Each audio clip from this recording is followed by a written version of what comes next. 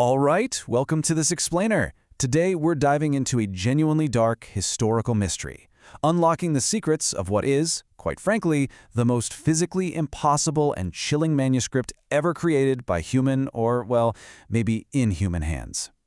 We are talking about the Codex Gigas. You probably know it by its infamous nickname, the Devil's Bible. I'm incredibly excited to guide you through this centuries-old mystery. So let's jump right into this and explore an artifact that has absolutely baffled historians, scientists, and theologians for generations.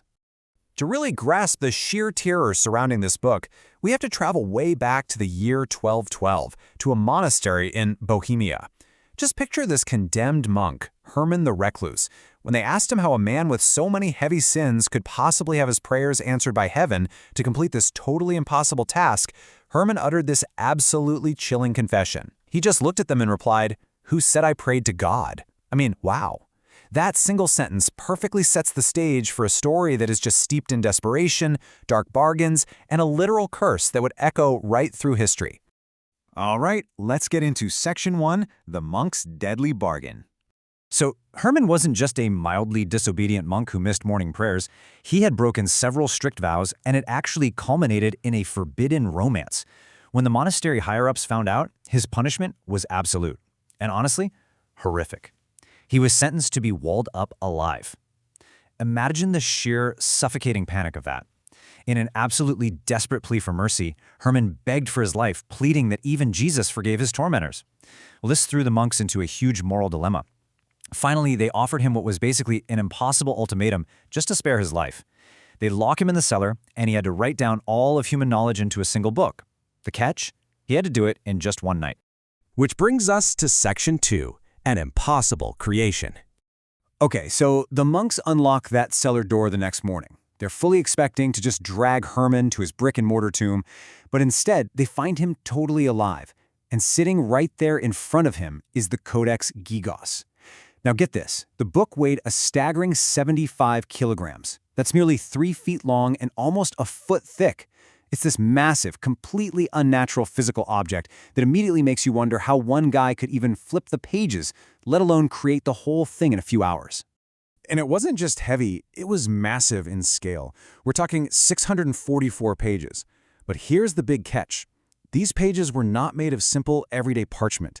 No, they were crafted from donkey skin vellum. That's a material that holds ink beautifully, sure, but it costs an absolute fortune back then. We are talking about hundreds of animal skins. So you really have to ask yourself, how on earth did a condemned, totally impoverished monk get his hands on this massive stockpile of luxury material while locked inside a cellar? But the absolute craziest part of all of this is the timeline. One night, a mere 12 hours. Modern scholars have actually looked at this, and they estimate that even if a scribe worked continuously, like day and night without stopping for meals, without sleeping, it would still take roughly 20 to 30 years to recreate the Codex Gigas by hand. Yet the historical accounts from the monastery absolutely insist it appeared overnight. It is literally a physical impossibility. And you know, this perfectly tees up another glaring anomaly. Just look at the colors they used. The text is beautifully illuminated with red, blue, green, yellow, and pure gold inks. Listen, these were royal pigments. Only kings and emperors could afford materials that luxurious. It was vastly beyond the budget of some small monastery, let alone a disgraced monk trapped in a basement. Plus, think about normal human handwriting. It degrades, right? If you've ever handwritten a long essay, you know for a fact your writing at the start looks totally different from your writing at the end because your hand muscles get tired. But the Codex Gigas? From page 1 all the way to page 644, there is perfect symmetry. There are 0 ink variations. There's not a single mistake or crossed out word in the whole thing. It has this terrifying, unaging perfection that strongly suggests it was written in one continuous, almost superhuman burst of energy. Moving on to Section 3, the Devil's Portrait. So, realizing he was completely doomed and could never finish the task, Herman makes a fatal deal. He traded his actual soul to the devil for the book's completion. The legend states that the devil himself manifested in that cellar, finished the work, and then demanded his tribute. And if you flip to page 580, there is this massive, frankly horrific portrait of the devil, allegedly painted with a drop of Herman's own blood so the Dark Lord could literally leave his essence inside the pages. As for Herman's tragic end, The exact moment the monks declared his task complete and he stepped out of that cellar, a free man, he dropped dead on the spot. Next up, Section 4, a trail of curses. Let's actually trace the timeline of this thing. Right after 1212, the original monastery refused to respect the book, locking it away. And wouldn't you know it, mysterious deaths and total financial ruin quickly plagued them. By 1295, they pawned it off to a Benedictine monastery. Now, the Benedictines treated it totally differently, like a cultural marvel. They proudly displayed it, and ironically enough, they amassed huge amounts of wealth. But things took a really dark turn again in 1594 when the Holy Roman Emperor, King Rudolph II, became completely obsessed with it. That eventually led to the Swedes looting the manuscript as a spoil of war in 1648, which then culminated in a devastating royal fire in 1697.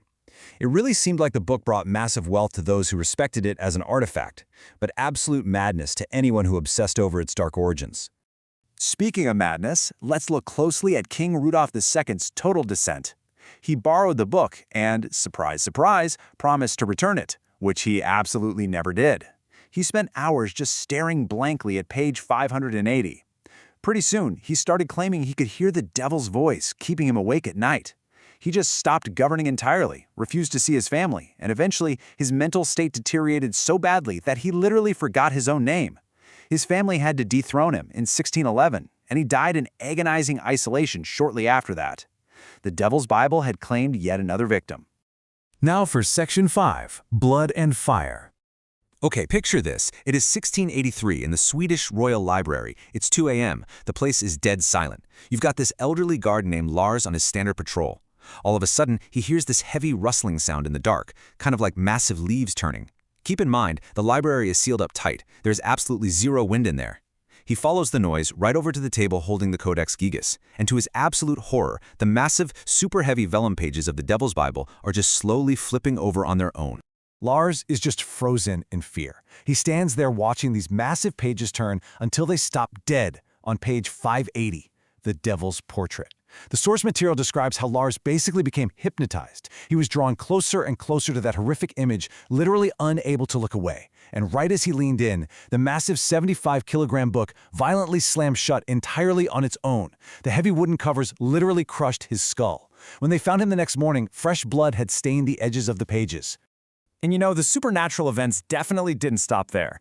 On May 7th, 1697, a massive fire broke out inside that same royal library.